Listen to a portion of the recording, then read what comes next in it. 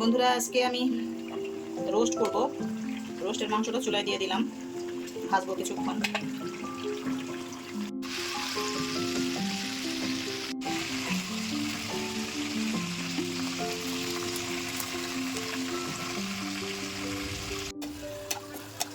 বেরেস্তা করছি বন্ধুরা, এটার মধ্যে এখন রোস্ট করবো তো বেরেস্তা করে নিচ্ছি।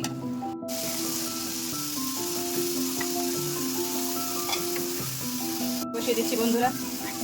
প্রথমে বেরেস্তা করে নিলাম, বেরেস্তা তুলে তারপরে পেঁয়াজ বাটা দিয়ে দিলাম, এরপর অন্যান্য মশলা দেব। এখন এই যে রসুন দিচ্ছি, দিয়ে দিলাম।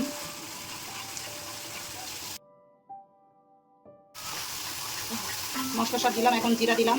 মানে প্রথমে পেঁয়াজটা কাঁচা মানে বাটা পেঁয়াজ দিয়ে দিলাম, তারপর রসুন দিয়ে ভাজলাম, আদা দিলাম, এরপর জিরা দিলাম, এরপর মাংস দিয়ে দুধ দিয়ে রান্না করে দেখাচ্ছি বন্ধুরা আপনাদেরকে। কী হলো আর ঝামেলা করার দরকার, দিয়ে দিলাম। মশলাটা তেলের মধ্যে ভুনা হয়ে গেছে, এখন মাংস দিয়ে দেবো।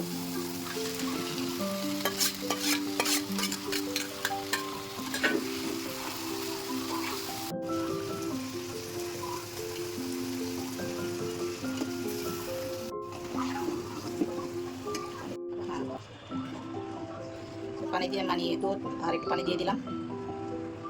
পর সবশেষে আবার দেখাচ্ছি আপনাদেরকে।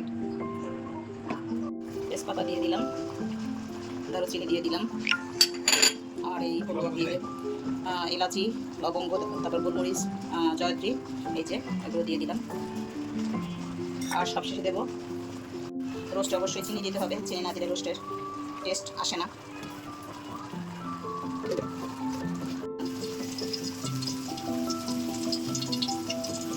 যেহেতু আমি টক দই দেইনি, তো দুধ এবং লেবু দিলেই টক দইয়ের কাজটা হয়ে যায়।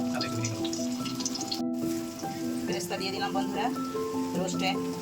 সবশেষে বেরেস্তা দিলে ভালো, মানে রোস্টে আসলে বেরেস্তা না দিলে চলেই না, ভালো মন্দ জানি না, একটা ভালো মানে ফ্লেভারের জন্য রোস্টে বেরেস্তা যাই অবশ্যই মানে দিতে হবে।